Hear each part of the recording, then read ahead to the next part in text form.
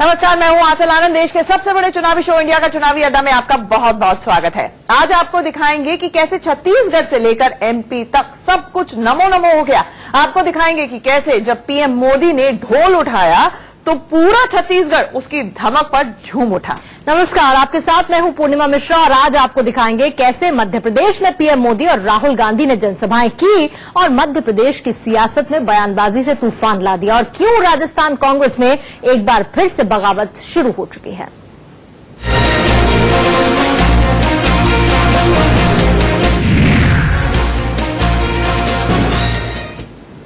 और मध्य प्रदेश के युद्ध में आज राहुल गांधी ने सागर से चुनावी हुंकार भरी तो प्रधानमंत्री मोदी ने भी मध्य प्रदेश के शहडोल में बीजेपी की ओर से मोर्चा संभाल लिया। राहुल गांधी और पीएम मोदी के आज मध्य प्रदेश में खूब सवाल जवाब हुए। राहुल ने पीएम को सवालों में एक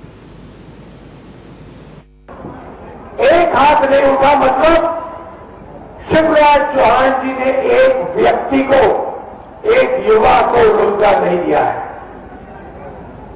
कांग्रेस पार्टी आएगी तो युवाओं के लिए हम दो तीन चीज एकदम करेंगे। पहला काम, जो मैंने सरकारी पोस्ट की बात की, जो आज खाली पड़े हुए हैं उनको हम भरने का काम करेंगे और मध्य प्रदेश के युवाओं को सरकारी रोजगार देंगे। चाहे टीचर की बात हो, प्रोफेसर की बात हो, सरकारी कर्मचारी की बात हो, जो भी पोस्ट खाली है उन सब पोस्ट को हम भर के दिखाएंगे। ये कांग्रेस के नेता जा जाकर के भड़का रहे हैं कि शिवराज जी ने ये नहीं किया, मोदी जी ने ये नहीं किया, शिवराज जी ने ये नहीं किया, मोदी जी ने ये नहीं किया। ये कांग्रेस वालों को एक सवाल पूछोगे आप? मुझे पूरा जवाब चाहिए आप लोगों से। कांग्रेस वाले जब आएंगे तो सवाल पूछोगे? पक्का पूछोगे? प्रेम से पूछोगे? आंख में आंख मिला करके पूछोगे?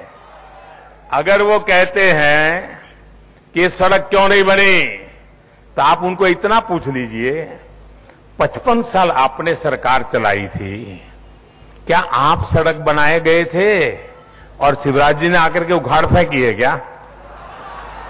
जरा बताओ ना। ना ये रोड आप बना के गए तो और शिवराज जी ने आकर के बुलडोज लगाया क्या उस पर? जरा बताओ ना। ये स्कूल क्या आप 55 साल में बना के गए थे? क्या शिवराज जी ने आकर के उसकी दीवारें तोड़ दी क्या? क्या ये अस्पताल आप बना के गए थे?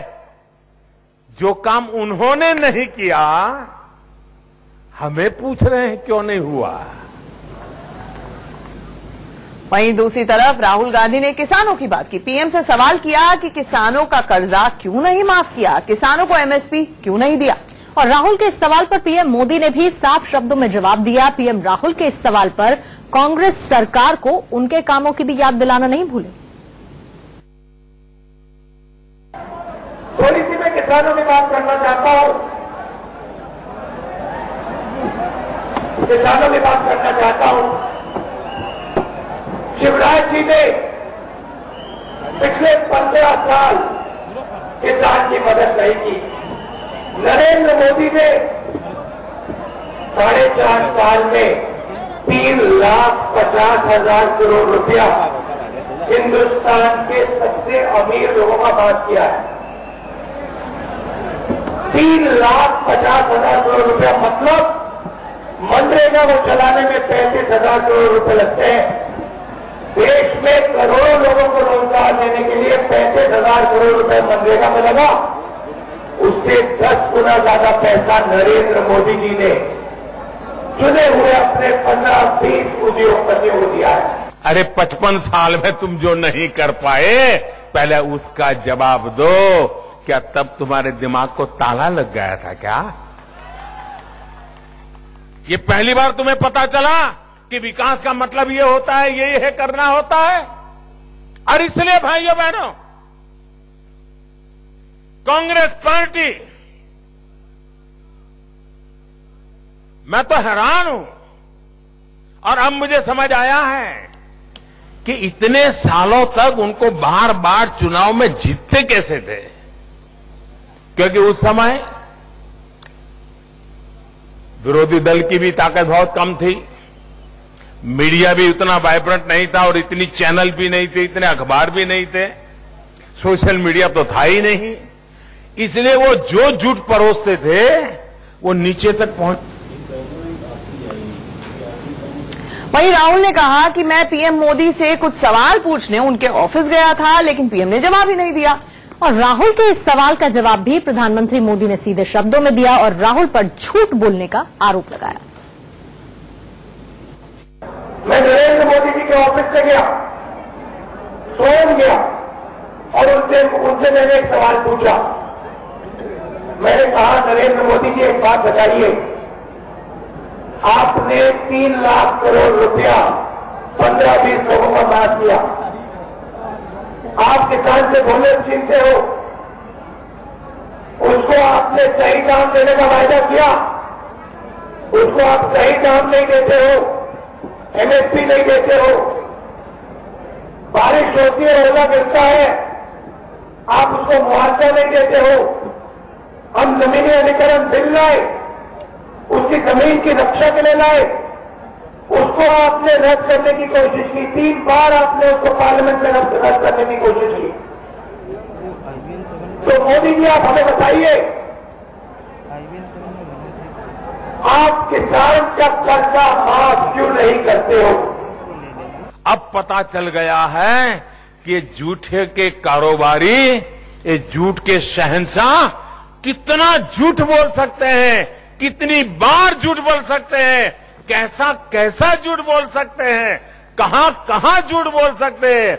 शायद रात में बड़बड़ाते होंगे, उसमें भी झूठ बोलते होंगे, ऐसी झूठ बोलने की आदत हो गई। लेकिन अब मीडिया जागरूक है, सोशल मीडिया ज्यादा एक्टिव हो गया है, अखबारों में की संख्या बढ़ गई है और इसलिए उनका झूठ 1 घंटे 2 घंटे से ज्यादा जी नहीं सकता, उसका मरना तय हो जाता है और इसलिए उनको नया झूठ गढ़ना पड़ता है। वहीं राहुल गांधी ने पीएम मोदी पर उद्योगपतियों को पैसे माफ करने का आरोप भी लगाया और उनके सवाल का जवाब न देने की बातें कही। और वहीं प्रधानमंत्री मोदी ने भी अपने वादे को जनता को याद दिलाया और वादा निभाने का फिर से भरोसा दिया। भाइयों और बहनों, मेरे सवाल का जवाब मोदी जी ने नहीं दिया। मोदी जी ने यह भी नहीं कहा, हाँ किसानों की बहुत बड़ी समस्या है, हाँ हमें उन्हें बोनस देना चाहिए, मदद करनी चाहिए, उनके साथ खड़ा होना चाहिए, ना एक शब्द नहीं बोला। मगर 3,50,000 करोड़ रुपया हिंदुस्तान के सबसे अमीर लोगों का कर्जा माफ किया। और भाइयों और बहनों, अभी 12 लाख करोड़ रुपया बचा है और नरेंद्र मोदी जी 12 लाख करोड़ रुपया आस्ते आस्ते आस्ते इन सबसे बड़े उद्योगपतियों का माफ करेंगे। भाइयों बहनों, हमने वादा किया है, हमने वादा किया है कि 2022 तक भारत की आजादी के 75 साल होंगे,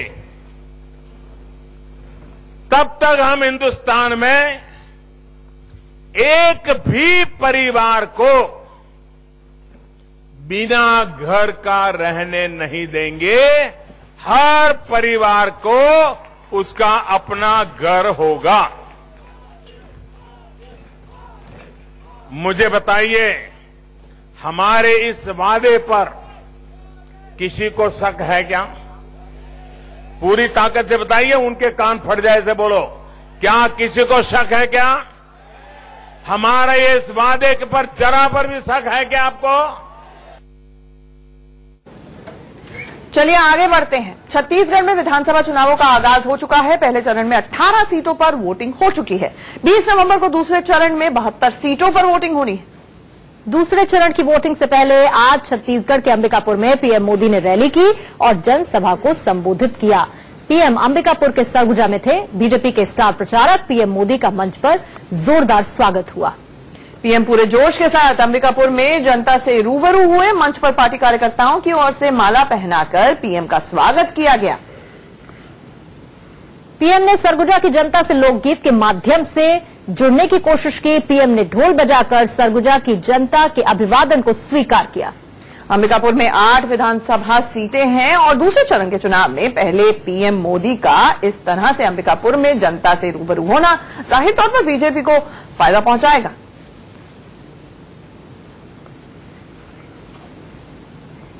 तो पीएम मोदी ने जनता से रूबरू होते हुए सबसे पहले स्थानीय भाषा में सबका अभिवादन स्वीकार किया।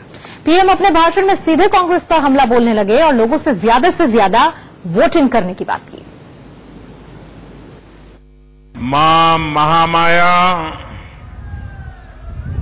करनारी और सगुजा कर पावन भुइया मैं सब सरगुजिया भाई बहन आओ महतारी सियान मनला जय जोहार करत हो। माता राजमोहनी संत गहिरा गुरु आओ हमर नेता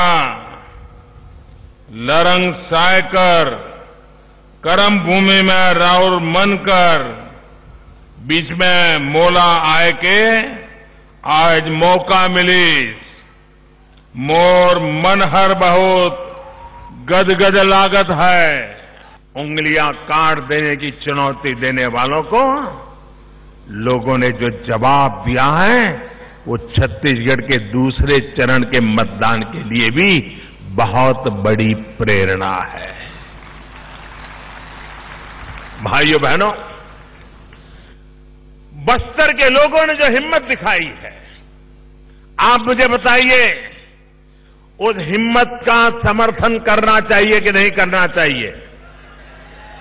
उस हिम्मत का समर्थन करना चाहिए कि नहीं करना चाहिए? बस्तर के लोगों ने जो मतदान किया है उनका गौरव गान करना चाहिए कि नहीं करना चाहिए?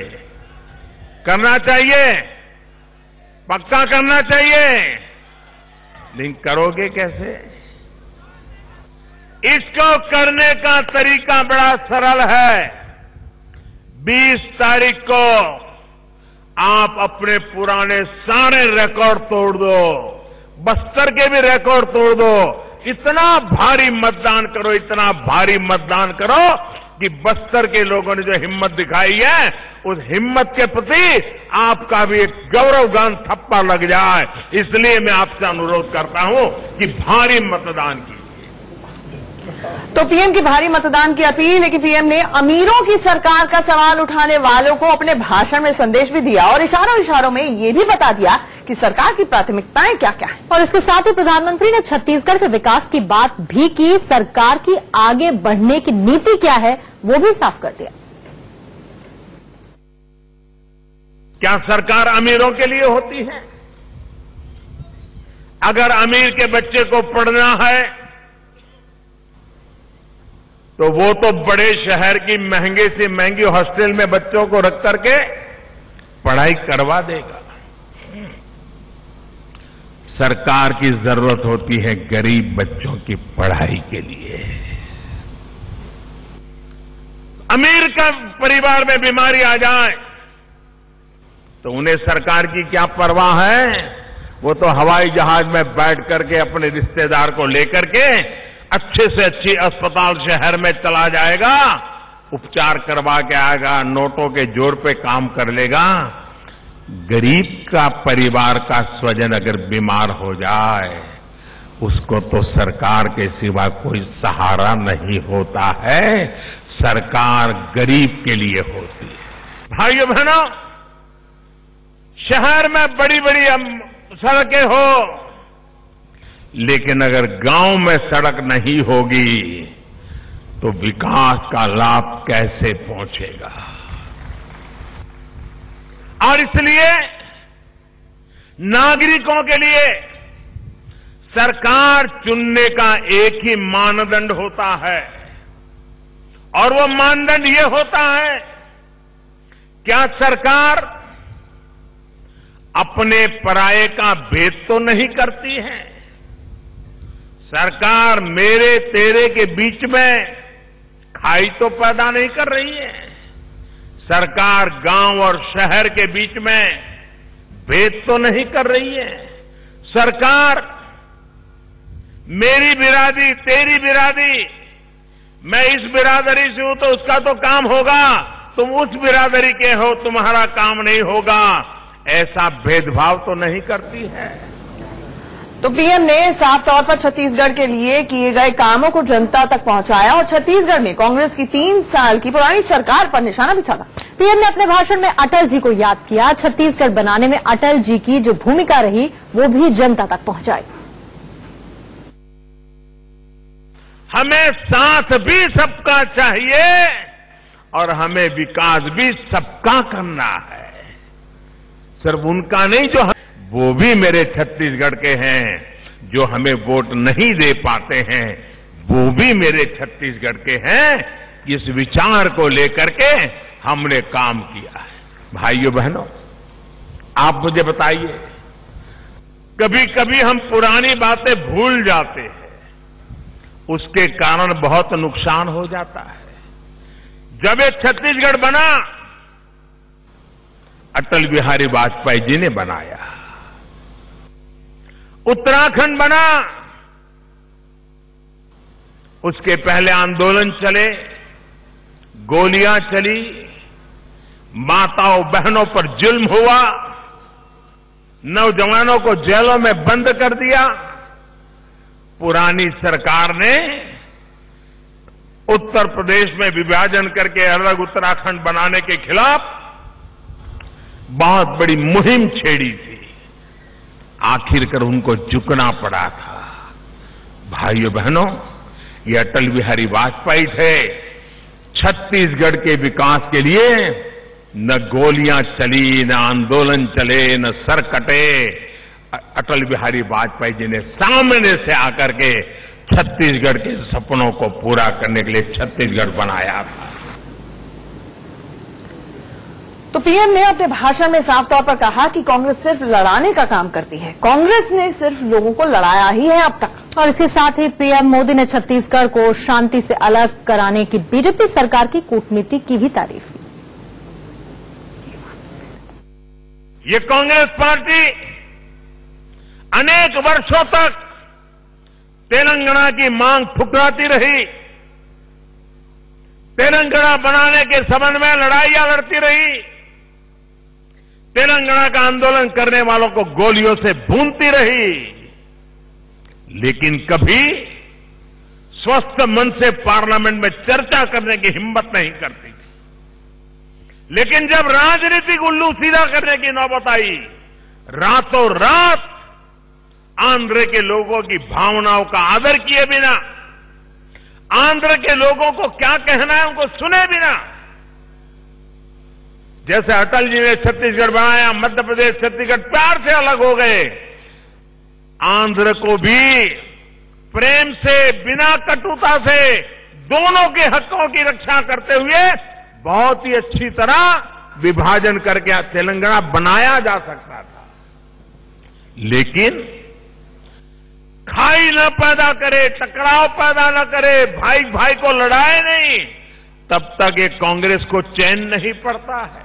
ये अटल बिहारी वाजपेयी, ये भारतीय जनता पार्टी की दीर्घदृष्टि रही है कि हमने कोई कटुता नहीं, कोई तनाव नहीं, कोई संघर्ष नहीं, मिलजुल करके आगे बढ़ने के रास्ते खोजे और उसमें से छत्तीसगढ़ बना। छत्तीसगढ़ में पीएम मोदी ने जनसभा करके चुनावी माहौल और गर्मा दिया। दूसरे चरण के चुनावों से ऐन पहले इस जनसभा को बीजेपी के लिए संजीवनी की तरह माना जा रहा है। प्रधानमंत्री मोदी लगातार जनसभाएं कर रहे हैं, लेकिन छत्तीसगढ़ में यूपी के सीएम योगी आदित्यनाथ की मांग भी बहुत ज्यादा है। हर उम्मीदवार चाहता है कि उनके चुनाव प्रचार में एक बार योगी जरूर आए।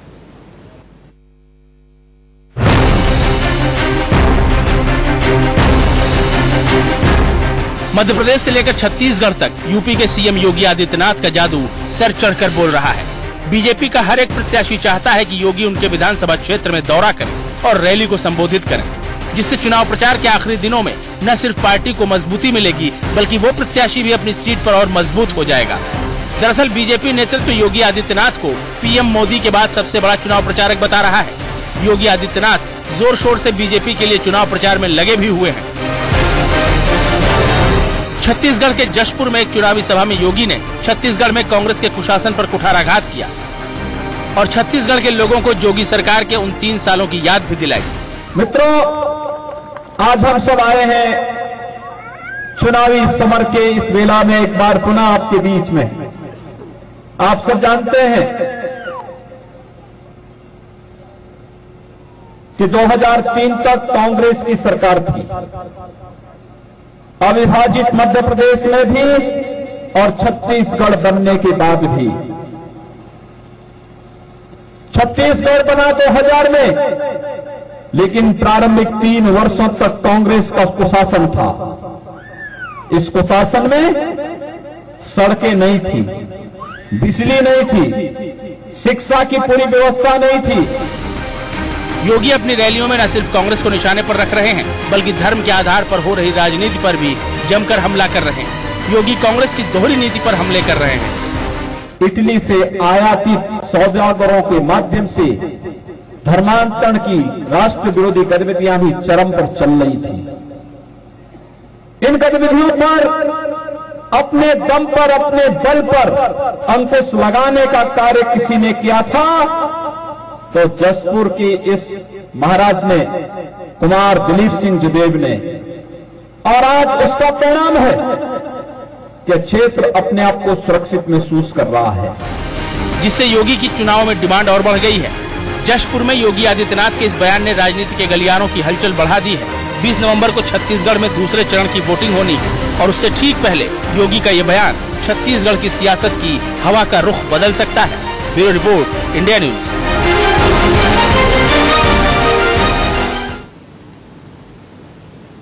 आगे बढ़ते हैं, राजस्थान का रुख करते हैं। कांग्रेस ने राजस्थान में अपने उम्मीदवारों की पहली सूची जारी कर दी है। कांग्रेस की पहली सूची में 152 उम्मीदवारों के नाम। लेकिन सूची जारी होने के बाद राजस्थान में कांग्रेस की परिस्थितियां थोड़ी बदल सी गई हैं। एक तरफ जहां पर समर्थक सचिन पायलट और अशोक गहलोत के चुनाव लड़ने की खुशी मनाते दिखे, वहीं दूसरी तरफ राहुल गांधी के घर पर प्रदर्शन भी होते नजर आए।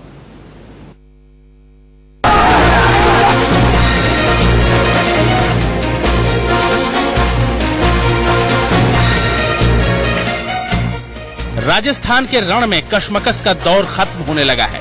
बीजेपी की लिस्ट जारी होने के बाद कांग्रेस ने भी अपने पत्ते खोलने शुरू कर दिए हैं। कांग्रेस की पहली लिस्ट में 152 उम्मीदवारों के नाम हैं। लिस्ट आने के बाद तमाम संभावनाओं पर विराम लग गया, जिसके बाद सचिन पायलट और अशोक गहलोत के चुनाव लड़ने पर मुहर भी लग गई। कांग्रेस की पहली लिस्ट में 152 उम्मीदवारों के नाम हैं। टोंक से सचिन पायलट विधानसभा चुनाव लड़ेंगे, तो वहीं सरदारपुरा से अशोक गहलोत ताल ठोकेंगे, जबकि भीलवाड़ा से अनिल डांगी चुनाव मैदान में है। कोटा उत्तर से शांति धारीवाल को टिकट मिला है, जबकि कोटा दक्षिण से राखी गौतम चुनाव मैदान में है। श्री माधोपुर से जितेंद्र सिंह शेखावत और चूरू से रफीक मंडेलिया को टिकट मिला है। वहीं बीकानेर पूर्व से कन्हैया लाल झंवर और बीकानेर पश्चिम से यशपाल गहलोत को टिकट दिया गया है। लेकिन कांग्रेस की पहली लिस्ट में 152 उम्मीदवारों के नाम के साथ ही बगावत भी शुरू हो गई है। दिल्ली में राहुल गांधी के घर के बाहर बागी कांग्रेस कार्यकर्ताओं ने प्रदर्शन किया। कोई अपने नेता के टिकट कटने का विरोध कर रहा है, तो किसी को टिकट न मिलने से नाराजगी है। विरोध की ये तस्वीरें बताती हैं कि घर के इस तूफान से निपटना सचिन पायलट और अशोक गहलोत के लिए बड़ी चुनौती से कम नहीं है। जयपुर से मनु शर्मा के साथ रजत राकेश टंडन, इंडिया न्यूज, दिल्ली। और इंडिया का चुनावी अड्डा में रुक रहे हैं एक छोटे से ब्रेक के लिए। लेकिन ब्रेक पर जाते जाते इस वक्त की हेडलाइंस पर नजर डालते हैं।